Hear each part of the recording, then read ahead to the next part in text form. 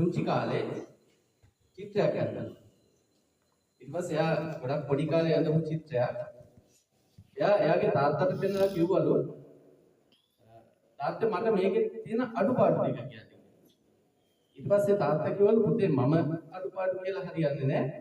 එහෙනම් අපි මේ චිත්‍රේ අපි මේ ගේට්ටුවේ එල්ලලා අපි ලියමු මේකේ තියෙන අඩුපාඩු මොනවද කියලා. අඩුපාඩු තියෙන දේවල් ලියලා යන්න. ඊට පස්සේ ඒ කියපු විදිහට ගේට්ටුවේ ගෙදර ඉස්සරහ ගේට්ටුවේ චිත්‍රය එල්ලලා තිබ්බා. අහුවදා බලනකොට අඩුපාඩු ගොඩාක් ලියලා තිබුණා. අඩුපාඩු පොලයක් පිරෙන්න අඩුපාඩු ලියලා තිබුණා.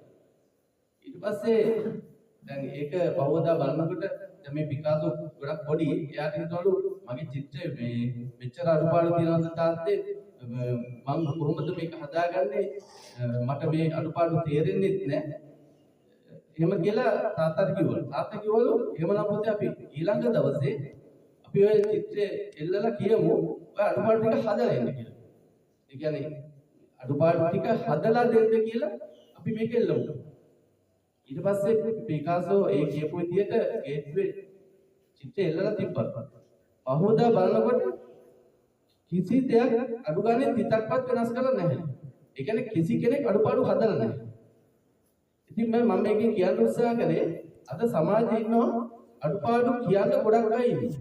හැබැයි මේ අඩුපාඩු හදලා දෙන්න කෙනෙක් නැහැ.